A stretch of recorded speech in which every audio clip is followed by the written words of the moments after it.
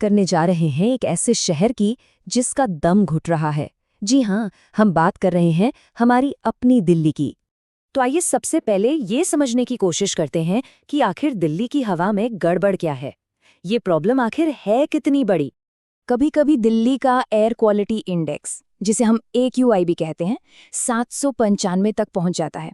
सोचिए, 795, ये इतना ज्यादा है कि इसे एक पब्लिक हेल्थ इमरजेंसी माना जाता है। मतलब हमारी सेहत के लिए एक बहुत बहुत बड़ा खतरा। तो इन खतरनाक नंबरों के पीछे का असली विलन कौन है? ये है PM 2.5। ये ना हवा में मौजूद इतने छोटे पार्टिकल्स हैं, हमारे बाल से भी कई गुना पतले, कि जब हम सांस लेते हैं तो ये सीधे हमारे फेफड़ों और फिर खून तक में घुस जाते हैं। और इससे होता क्या है?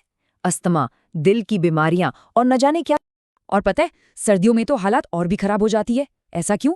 क्योंकि मौसम ना एक ढक्कन या कंबल की तरह काम करता है। सारा का सारा प्रदूषण जमीन के पास ही फंसकर रह जाता है और हम उसी जहरीले कंबल के नीचे सांस लेने को मजबूर हो जाते हैं। लेकिन आखिर ये जहरीला धुआं, ये प्रदूषण आता कहाँ से है, जिसे हम इसका सबसे बड़ा कारण मानते हैं? क्या सच में वही असली दोषी है? चलिए देखते हैं, हो सकता है जवाब थोड़ा हैरान कर दे। अब देखिए, हम सबके दिमाग में एक बात बैठी हुई है, दिल्ली का प्रदूषण मतलब पराली का धुआं। पर डेटा देखिए, ये कुछ और ही कहानी बता रहा है। पराली जलाना एक हिस्सा जरूर है, लेकिन बहुत छोटा सा हिस्सा। असली दोषी तो हमारे आसपास ही हैं। गाड़ियों का धुआं, फैक्ट्री का प्रदूषण, कंस्ट्रक्शन से उड़ने वाली धूल। Centre for science and environment की एक रिपोर्ट भी यही कहती है। उनके अनुसार दिल्ली की हवा को जहरीला बनाने का काम दिल्ली के अपने सोर्सेस करते हैं पूरे साल। असली प्रॉब्लम तो घर की ही है, जो साल के 365 दिन चलती रहती है। तो जब हालत इतने खराब हो जाते हैं, धुंध छा जाती है, तब हम क्या करते हैं? हम अक्सर एक जादुई छड़ी, एक क्विक फिक्स ढूंढने लगते हैं। जैसे अभी हाल ही में क्लाउड सीडिंग की बात हुई। लेकिन क्या ये हाई प्रोफाइल क्विक फिक्सेस, ये जुगाड़ असल में काम करते हैं?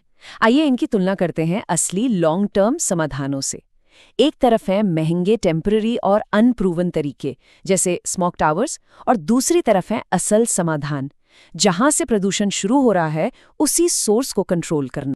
आपको पता है, क्लाउड सीडिंग के ट्रायल पर ही करीब 3.2 करोड़ रुपए खर्च हो गए, और नतीजा, मौसम की वजह से ये ज्यादा काम ही नहीं कर पाया। सोच के देखिए, इतना पैसा अगर ऐसी जगह लगाया जाता जहां से पक्का फायदा हो, तो कितना कुछ बदल सकता था। तो साफ है, ये छोटे मोटे जुगाड़ इसका जवाब नहीं है। तो फिर असली काम क्या है? साफ हवा तक पहुंचने का लंबा रास्ता आखिर है कैसा?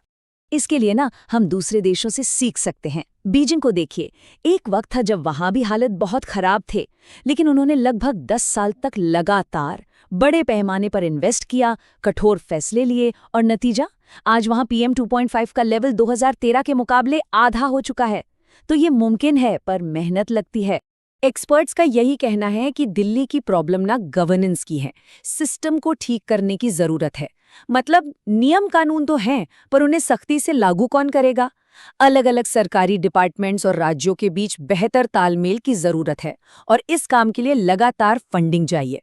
और इस समाधान का एक बहुत बड़ा हिस्सा है इलेक्ट्रिक व्हीकल्स, यानी EVs। सरकार ने फेम जैसी बड़ी बड़ी पॉलिसीज तो बनाई हैं EV की डिमांड बढ़ाने के लिए, चार्जिंग स्टेशंस का जाल बिछाने के लिए। पर जमीन पर देखें तो अभी भी बहुत सी चुनौतियां हैं। फंड ठीक से इस्तेमाल नहीं हो पा रहे, काम में देरी हो रही है, इसलिए प्रोग्रेस थोड़ी धीमी है। अब ये सब सुनकर लग सकता है कि ये तो बहुत बड़ी प्रॉब्लम है, सिस्टम की प्रॉब्लम है, हम अकेले क्या कर सकते हैं? सही बात है, लेकिन याद रखिए, बड़े से बड़ा बदलाव भी हमेशा छोटे छोटे कदमों से ही शुरू होता है, और यहीं पर हम सब, खास करके स्टूडेंट्स, एक बहुत बड़ा फर्क ला सकते हैं। कैसे?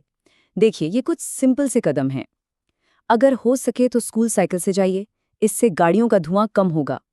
घर पर बेवजह लाइट पंखे ना चलाएं, क्योंकि बिजली बनाने में भी प्रदूषण होता है।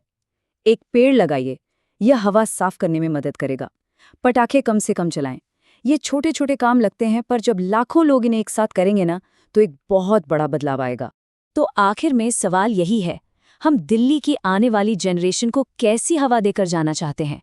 एक ऐसी हवा जिसमें सांस लेना भी मुश्किल हो, या एक साफ नीला आसमान जिसके नीचे वो बेफिक्र होकर खेल सके? फैसला हम सबके हाथों में है।